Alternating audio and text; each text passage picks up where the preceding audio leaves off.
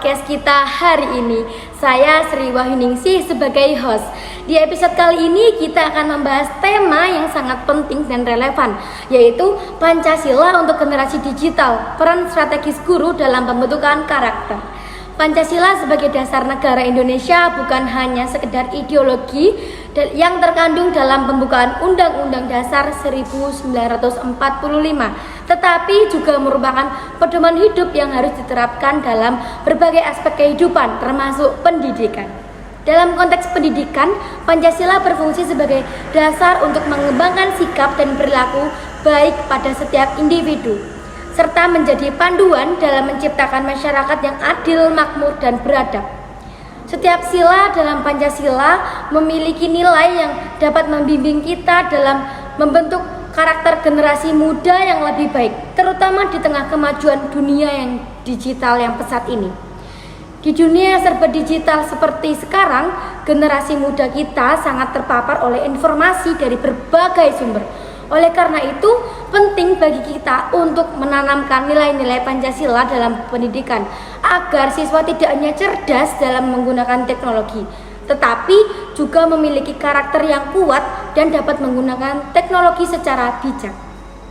Hari ini kita akan mendengarkan pandangan dari 3 narasumber yang luar biasa. Oke, siapakah mereka? Mari kita mulai. Baik, hari ini kita kedatangan 3 narasumber yang hebat-hebat dan cantik-cantik ini. Oke, mereka berada di sebelah kiri saya. Kemudian selanjutnya kita akan kenalan. Sepertinya bukan kenalan sih, lebih tepatnya kita mengakrabkan untuk berbincang-bincang hari ini. Oke, yang pertama kita akan berbicara dengan narasumber yang pertama. Oke, dipersilakan. Baik, perkenalkan, nama saya Anissa Ufianti. Saya seorang guru di SMA Negeri 1 Surabaya. Oh, di Surabaya, Bu ya. Oke, di Surabaya. Berarti Ibu di sana sebagai guru apa? Boleh dijelaskan kembali? Jadi saya di sana itu mengampu mata pelajaran matematika. Matematika, keren sekali guys. Oke, Ibu di Surabaya. Kira-kira domisili Ibu itu dari Surabaya atau dari daerah lain? Oh bukan. Oh bukan. Jadi saya berdomisili dari Pati, Jawa Tengah. Pati? Iya. Wah, saya ada saudara juga di Pati ya. Oke ya Bu ya. Oke, lanjut. Ternyata Ibu Anissa ini berasal dari Pati yang mengajar di SMA 1 ya Bu ya. SMA 1 di Surabaya. Begitu. Kemudian kita lanjut kenalan, mengakrabkan dengan narasumber yang kedua, yaitu dengan ini Ibu Naila. Oke, kami persilakan. Baik, sebelumnya sudah dikenalkan oleh Kak Sri ya. Saya Naila Rahma, merupakan guru dari SMP 2 Jakarta, dan saya sebagai pengampu mata kuliah PPKN sekaligus wali kelas pada kelas 3. Gitu Kak Sri. PPKN Ibu ya. Oke, baik. Kira-kira Ibu pertanyaan sama seperti ke Bu Anissa, apakah Ibu berasal dari kota tersebut atau merantau ke daerah tersebut? Saya di Jakarta karena menuntut ilmu di salah satu universitas sekaligus mengajar itu ya. Jadi saya aslinya itu dari Demak, Jawa Tengah. Oh, dari Demak, tetangga. Oke, deket lah ya. Oke, baik.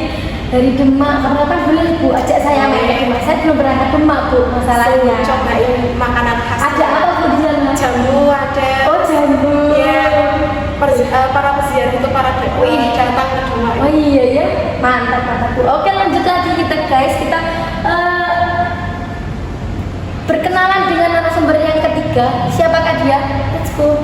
Baik, perkenalkan, saya Dina Salman Kusna. Nah, saya tuh guru di sebuah sekolah dasar yang berada di Bandung. Oh, di Bandung ya Bu. Bandung sepertinya terkenal dengan ini ya, kota hujan. Iya, betul sekali. Berarti di sana itu sana dingin ya? Tentu dingin. Oh dingin, aduh, enak ya Bu ya? Enak. Oke, langsung kita play aja guys. Kita hari ini akan membahas topik yang luar biasa.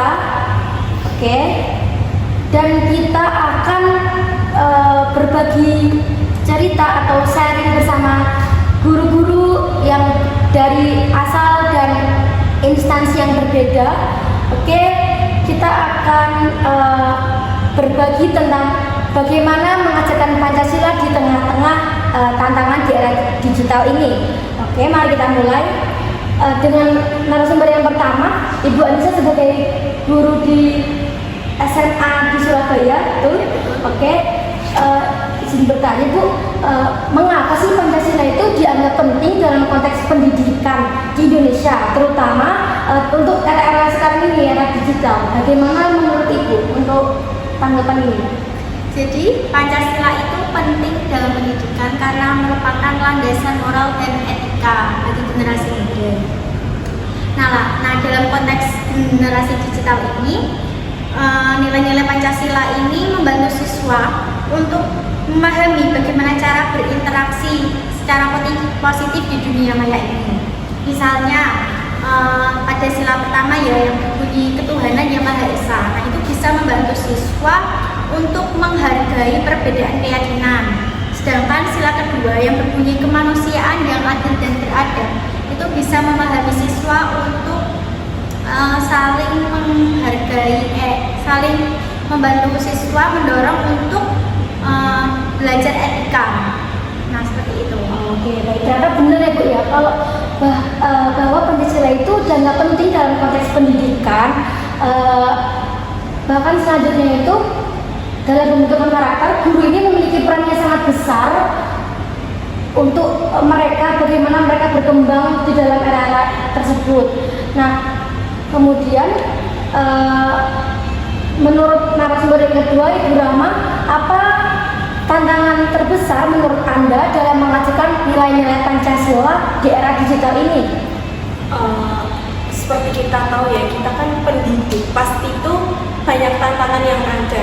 Menurut saya tantangan terbesarnya di era digital ini, di mana guru itu harus lebih menghubungkan antara nilai-nilai Pancasila dengan cara dia mengajar.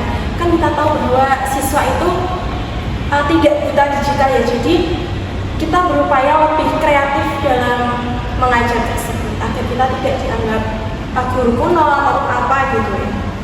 Oke, memang benar ya Bu ya. Sepertinya dunia digital seperti sekarang ini memberikan tantangan baru untuk kita sebagai pendidik ataupun untuk mereka-mereka itu sebagai siswa, tetapi juga memberikan peluang yang baru untuk mereka itu berkreativitas ya, dalam mengajarkan Pancasila tersebut. Kemudian sekarang kita lanjut dengan narasumber yang selanjutnya, yaitu Ibu Dina yang mengajar di sekolah dasar yang ada di Bandung. Oke, baik. Menurut Ibu Dina, bagaimana Ibu itu melihat peran guru dalam mengajarkan Pancasila kepada anak-anak yang berada di SD? Apalagi kan kalau di SD itu pasti mereka belum paham ya tentunya begitu. Apalagi yang mereka itu masih mengenal dengan dunia digital yang misalnya baru mengenal handphone, yang baru dikasih orang tuanya gitu. Bagaimana cara Ibu untuk menanamkan nilai-nilai tersebut? Baik, nah biasanya di dekat SD ini ya, tantangan yang umumnya itu bagaimana mengenalkan dunia digital yang bisa jadi membingungkan untuk anak SD karena kan masih anak-anak, jadi masih awam dengan pengetahuan digital. Nah, di sini kami sebagai pendidik itu berusaha menanamkan nilai-nilai Pancasila dalam kegiatan sehari-harinya. Nah, misalnya seperti melalui pembelajaran yang mengajarkan rasa hormat terhadap orang lain dan mengedepankan kerjasama. Nah, lalu kami juga mencoba mengajarkan pentingnya berbagi informasi yang baik, seperti ketika anak-anak mulai mengenal media sosial.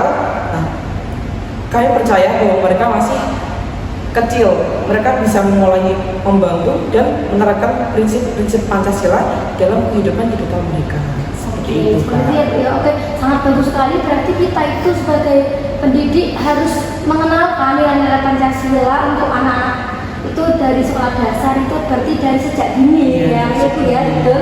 Oke, tadi kita akan mendengarkan, bukan terakhir, sepertinya kita masih banyak perbincangan. Kita akan mendengar pandangan dari Ibu Anissa yang berada di sekolah menengah Kemudian tentunya untuk siswa yang di sekolah atas sudah mengenal teknologi digital lebih dalam kan Bu ya. Untuk anak-anak zaman sekarang, apalagi sekarang udah zaman apa ya sekarang? Zaman modern. Ya, Kita generasi apa ya ini? Alpha ya. Iya, Gen Z. Ini sekarang alpha ya, masuk ke alpha. Kemudian untuk Bu Anissa, apa yang Ibu lakukan sebagai guru untuk memastikan supaya mereka itu tidak hanya cerdas dalam teknologi, tetapi juga memiliki karakter yang baik dan sesuai dengan nilai-nilai Pancasila pada umumnya, begitu. Kan tentunya sekarang ini anak-anak remaja, tentunya kalau SMA remaja itu pasti mereka sudah mengenal dunia-dunia luar, begitu Bu. Bagaimana cara Ibu untuk hal tersebut? Nah, jadi kan semua anak SMA ini pasti udah mengenal dan mahir ya dalam teknologi. Tentunya seperti dalam penggunaan media sosial. Nah, tantangannya bagi mereka itu bagaimana cara mereka menyikapi banyak kasus-kasus seperti yang dilihat yang tersebar di media sosial. Nah, itu harapannya itu mereka tetap bersikap kemanusiaan yang adil dan beradab. Jadi mereka itu tetap harus memperhatikan cara beretika dalam mengomentari banyak kasus yang ada di media sosial, dan tentunya diharapkan itu mereka tidak melakukan bullying secara online. Nah, jadi diharapkan jadi kita sebagai guru itu selalu memberikan edukasi kepada mereka tentang pentingnya beretika di dunia online. Gitu ya Bu, caranya itu sangat bagus sekali sih Bu. Semoga saja dengan cara tersebut mereka paham bagaimana caranya untuk berinteraksi di era digital sekarang ini. Nah, etika digital memang menjadi hal yang sangat penting untuk zaman sekarang. Kemudian bagaimana ini mengajarkan siswa itu tidak langsung percaya dengan berita-berita hoax, karena sekarang ini banyak sekali berita yang beredar di dunia maya. Ini pertanyaan ini untuk Ibu Dina yang mengajar di Bandung gitu, karena untuk siswa yang masih di SD kan pasti ada masih percaya ya dengan berita-berita yang hoax gitu. Jadi bagaimana cara untuk mengajarkan siswa itu tidak terpengaruh dengan berita-berita hoax yang beredar untuk di digital saat ini, begitu Bu? Baik, kami itu awalnya mengajarkan mereka untuk selalu berpikir kritis dan memeriksa kebenaran informasi sebelum membagikannya ke mereka untuk mengajarkan ke mereka. Sedangkan kita kan pendidik ya. Nah, salah satu cara yang kami terapkan adalah dengan melakukan diskusi mengenai berita atau informasi yang mereka temui di internet. Nah, tujuannya tuh untuk mengetahui berita tersebut benar atau tidak. Nah, lalu kami ingin anak-anak belajar untuk tidak mudah terpengaruh oleh informasi yang beredar dan tidak jelas sumbernya. Nah, tujuannya juga seperti tadi untuk melihat apakah itu benar atau hanya hoax saja, seperti itu. Berarti harus benar-benar dikasih tahu ya Bu ya. Betul. Itu berita hoax, jangan terpercaya gitu ya. Karena anak-anak zaman sekarang tuh pasti mereka sering sekali menyebarkan hoax ya Bu ya. Nah, kemudian untuk Ibu Rahmani yang mengajar di SMP, nah kemudian apa sih pentingnya pendidikan Pancasila dalam membentuk karakter bangsa yang berada di tengah-tengah gempuran teknologi dan informasi yang sedang maraknya ini? Ya, kemudian bagaimana caranya begitu untuk guru SMP? Kan SMP ini itu masih di tahap tahap sedikit ya betul. Mau dibilang sedikit dewasa ya belum dewasa ya Bu ya. Caranya bagaimana ya Bu? Jadi itu cara kita dengan menumbuhkan nilai-nilai itu, kita harus berpedoman dengan kita mengajarkan nilai-nilai moral kepada siswa-siswanya. Tentunya itu yang nantinya kayak seperti seperti adil, jujur. Kita harus menerapkan pada siswa-siswanya, di mana di era digital ini harus selalu bijak dalam memainkannya. Misalnya hoax tadi itu kayak kita harus bisa menanggapi, menelusuri bagaimana sih caranya mengetahui informasi tersebut itu hoax atau tidak. Jadi harus bijak dalam menggunakan, kan sudah diterapkan misal adil, jujur, dan lain sebagainya dalam Pancasila tersebut. Oke, seperti jawabannya sangat menarik dan sangat relevan dengan cara-caranya itu. Kemudian untuk ibu-ibu yang ada di sini itu bagaimana cara sebagai pendidik yang baik itu mengajarkan nilai-nilai Pancasila kepada anak-anak supaya anak-anak itu tidak memandang kita seperti menggurui. Berarti pertanyaannya adalah bagaimana cara mengajarkan nilai-nilai Pancasila tanpa terkesan menggurui, begitu Bu? Ya, jadi kita harus kayak ideologis gitu ya, kayak kita sebagai pendidik itu harus interaktif terhadap siswanya. Biasanya saya kalau di kelas itu membuka ruang diskusi itunya dan interaktif antara saya sebagai pendidik dan juga murid-murid saya, yang dimana saya juga menganggapnya sebagai teman agar mereka itu lebih nyaman terhadap diri saya. Gitu. Oke, baik. Berarti ibu itu mengajak siswa tersebut Ya, lebih interaktif kepada saya. Ya, baik. Nah, kemudian dalam perspektif pendidikan digital untuk saat ini, bagaimana guru dapat memanfaatkan teknologi untuk mengajarkan Pancasila pada siswanya? Nah, kami tuh biasanya memanfaatkan teknologi untuk membuat pembelajaran itu lebih menarik dan lebih mudah dipahami untuk anak-anak. Nah, anak-anak kan masih pada suka untuk bermain gitu. Oh iya, itu kan ini Iya. biasa ya. Itu kan anak-anak masih penasaran apa ini bagaimana gitu ya Bu ya. Nah, misalnya caranya itu dengan menggunakan video atau game. Anak-anak kan suka game gitu kan. Terus gamenya tuh tentang game edukasi, jadi tidak sembarangan. Sambil bermain, anak-anak juga sambil belajar. Nah, ini tuh mengajarkan tentang Pancasila. Lalu anak-anak bisa belajar dengan cara yang menyenangkan. Lalu teknologi itu bisa menjadi alat yang efektif untuk mengajarkan nilai-nilai Pancasila jika digunakan dengan tepat. Bagi anak-anak itu ya. Jadi di SD itu teknologi digunakan untuk ya belajar, ya bermain ya Bu ya. Oke, bagus sih Bu sepertinya. Berarti untuk perkembangan zaman saat ini sudah modern sekali dan anak-anak mungkin sudah mengenali mengikuti arus ya, betul sekali Bu, arus digital saat ini, dan mereka pasti akan lebih semangat dalam belajar ya Bu ya. Oke, betul sekali.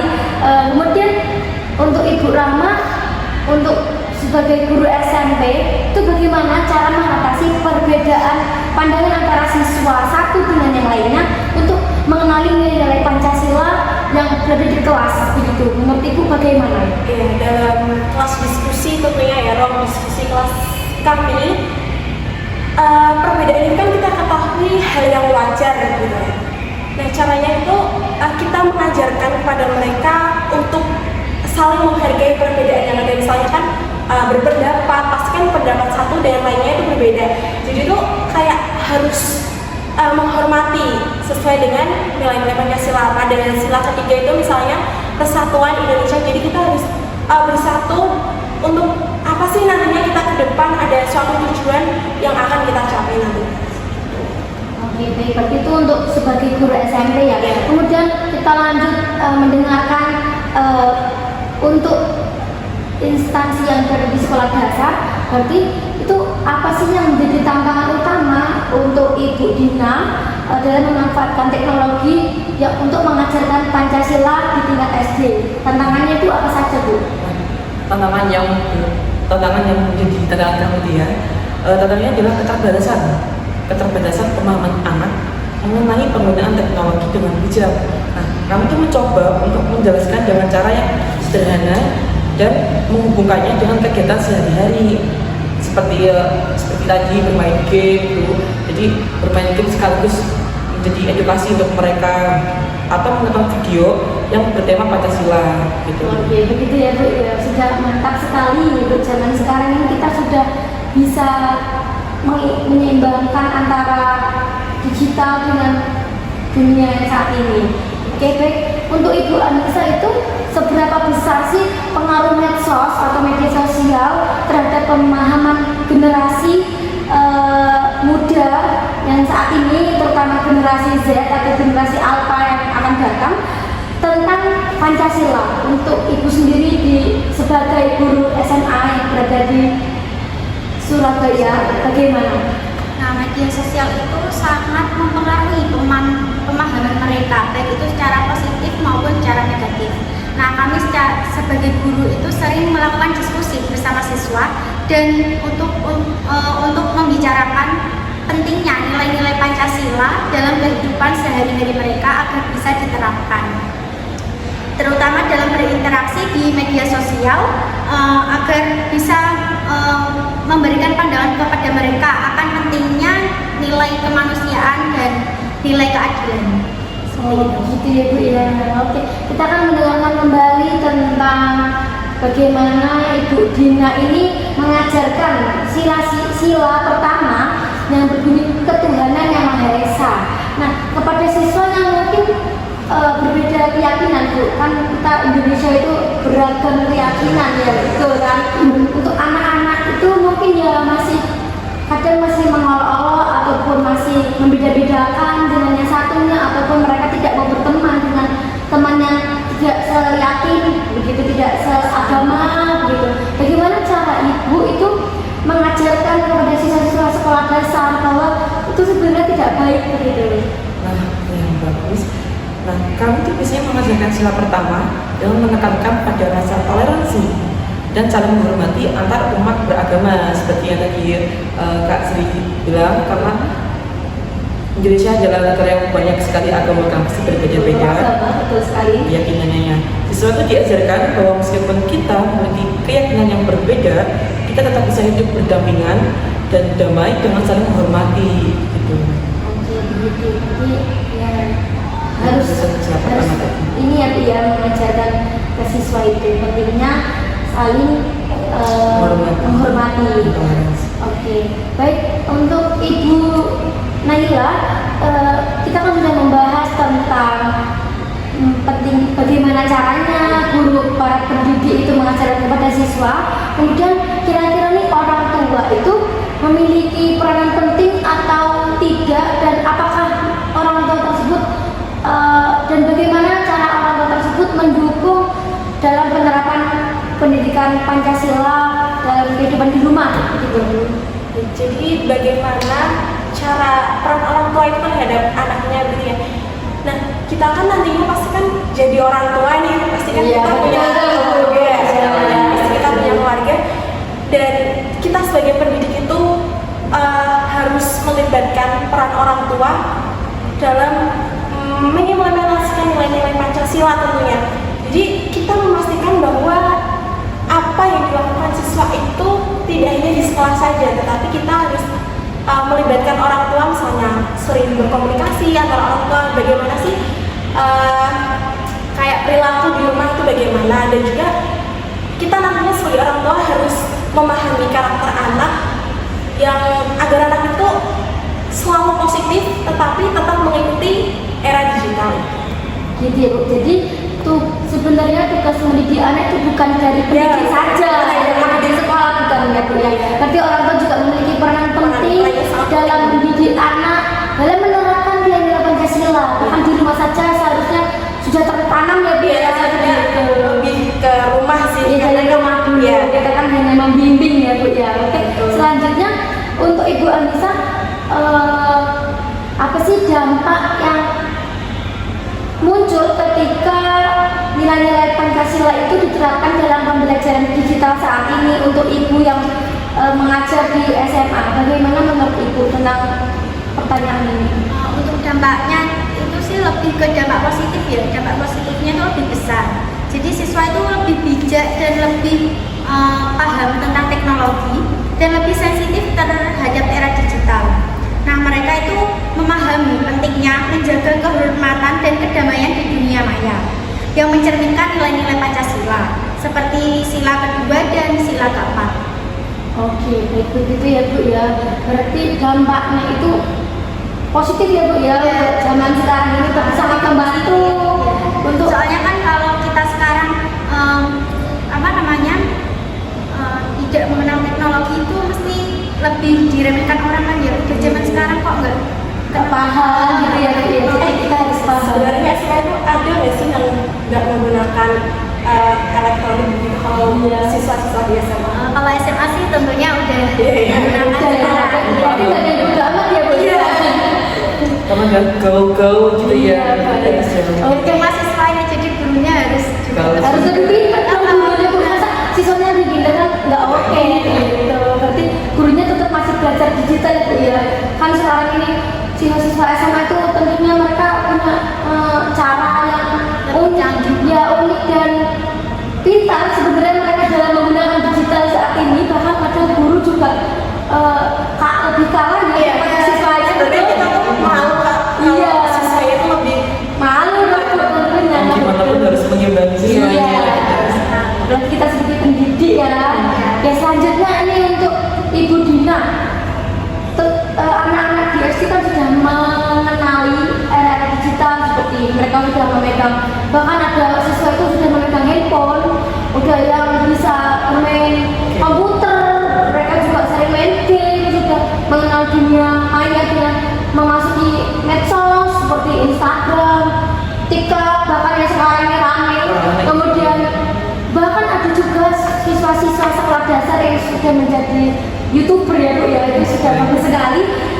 Kemudian bagaimana cara Ibu sebagai pendidik itu menyikapi siswa yang sering mengabaikan etika digital, seperti mereka mengupload konten-konten yang senonoh, kemudian mereka itu komentar yang negatif, kemudian postingan yang seharusnya mereka tidak posting, kemudian mereka juga mungkin ya sudah ada mereka itu mengenal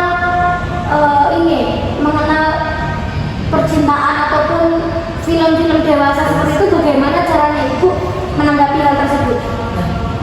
Untuk menanggapinya, kami tuh selalu mengedukasi mereka tentang konsekuensi dan perilaku negatif di dunia maya.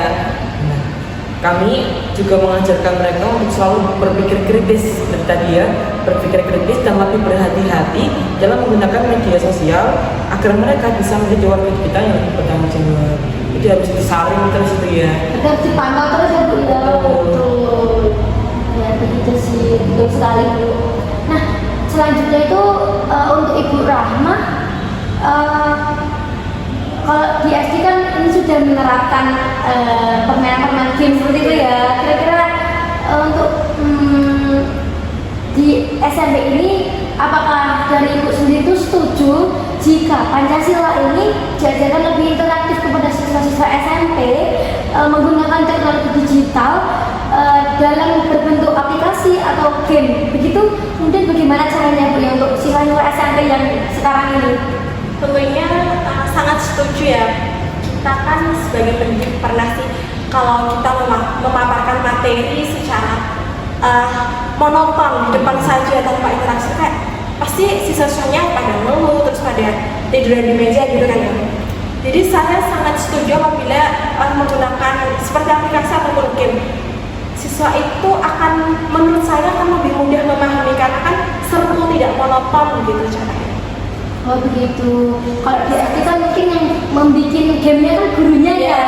Di SMP berarti mungkin sudah mulai Siswanya diberikan tugas, suruh membuat tugas-tugas video-video yang menarik begitu ya. Kalau SD kan lebih ke anak-anak gitu ya. Kalau SMP ya agak lebih Lebih ke atas. Berarti harus lebih oke ya dengan zaman sekarang.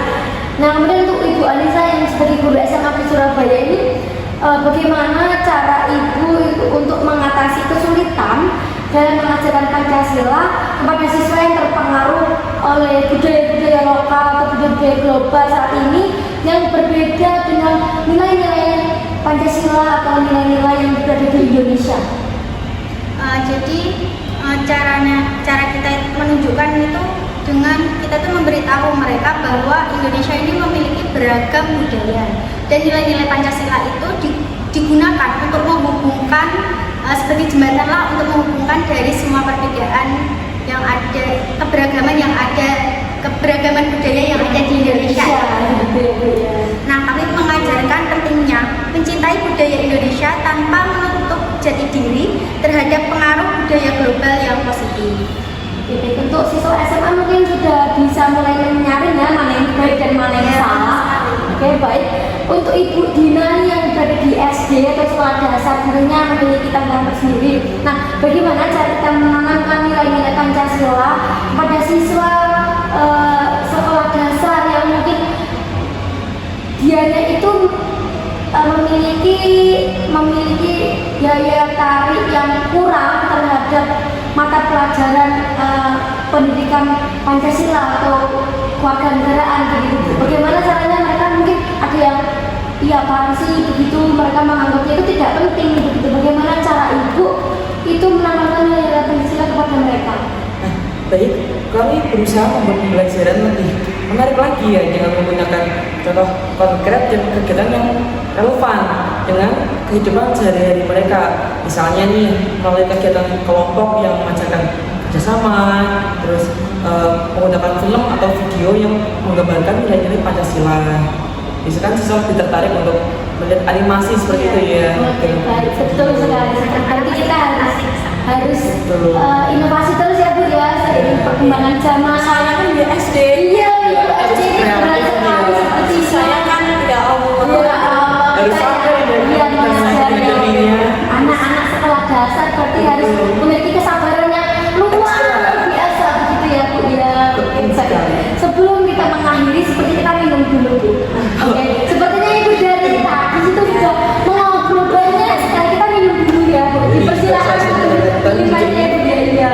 Minum dulu Bu.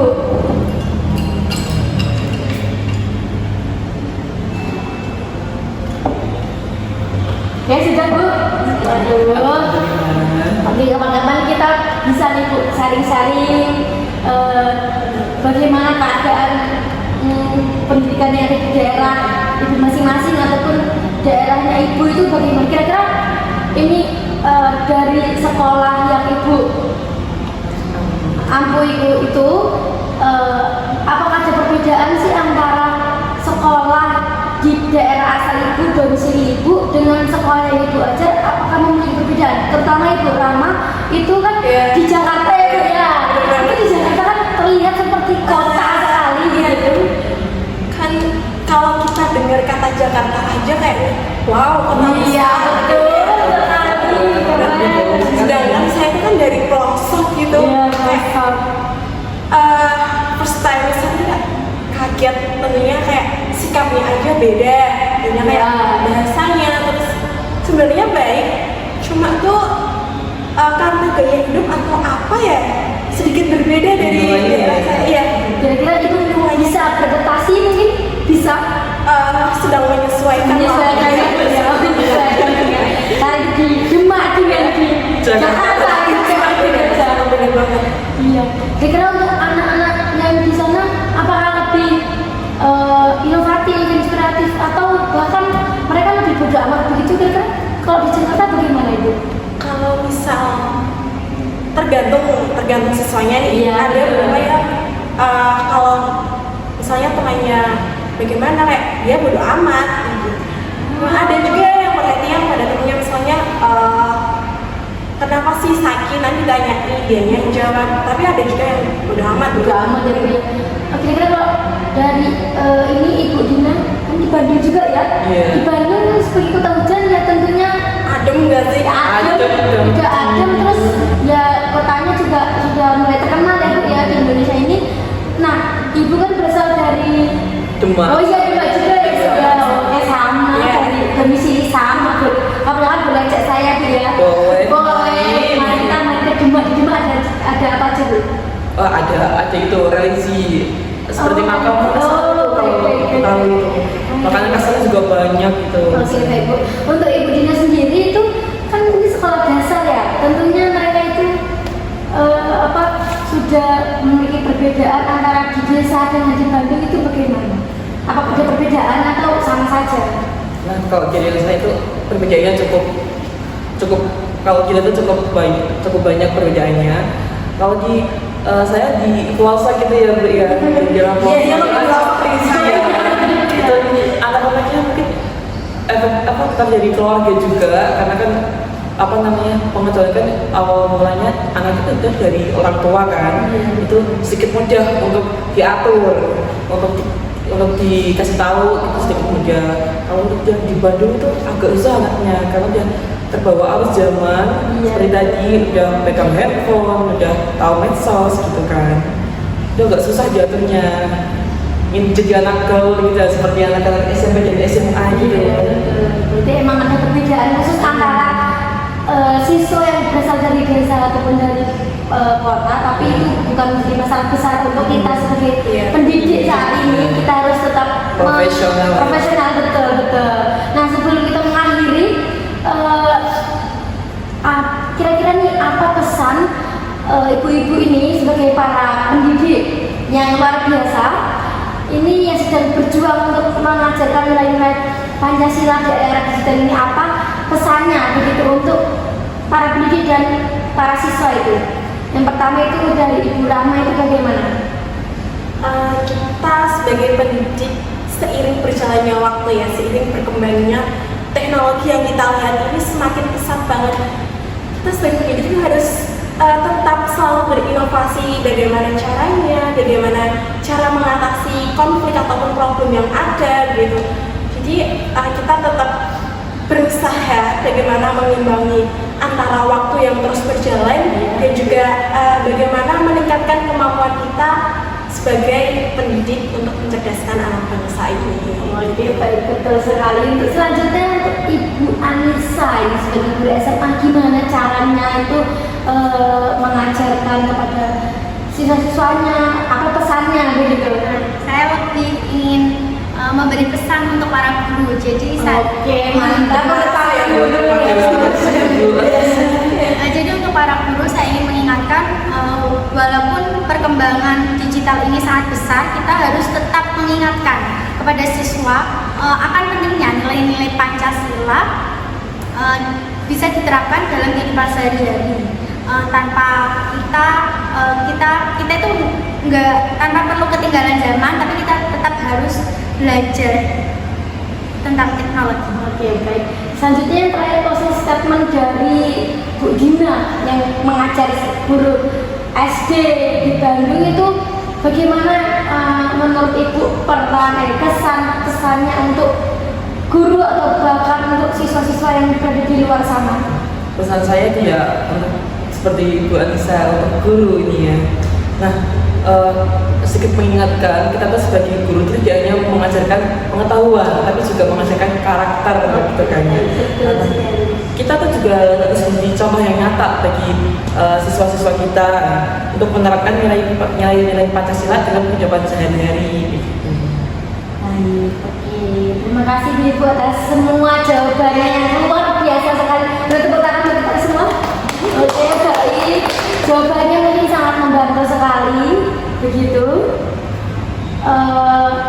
Berarti untuk saat ini adalah bagaimana cara pendidik itu menerapkan teknologi digital saat ini untuk mengimbangi zaman-zaman yang akan datang, kemudian belajar untuk bagaimana cara siswa itu menerapkan nilai Pancasila di zaman sekarang ini.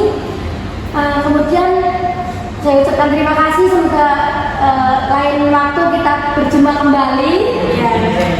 Ya, semoga Ibu semuanya sehat walafiat. Baik, tetap jaga kesehatan ya Bu ya, apalagi Bu di udara dingin ya pastinya. Iya. Bisa ya Bu ya. Terus tentunya sebagai para pendidik harus memiliki kesabaran yang luar biasa ya Bu ya. Kesabaran yang luar biasa, kemudian kan guru itu pahlawan tanpa tanda jasa. Berarti harus ya, sebenarnya banyak orang sih yang kayak ngeremehin gitu ya kan. iya, kenapa ya kayak gitu? Karena kan dia nggak tahu gimana Perjuangan kita ya, perjuangan jadi guru itu menjadi pilihan yang sangat luar biasa untuk ibu-ibu semuanya, dan kalau menjadi guru itu perjuangan yang sangat luar biasa begitu. Oke, terima kasih atas jawabannya yang penuh inspirasi dan penuh motivasi ini. Semoga kita dapat mengambil hikmah dari podcast kita kali ini, teman-teman. Sekali lagi terima kasih kepada narasumber dan juga kepada teman-teman yang sudah mendengarkan podcast kita.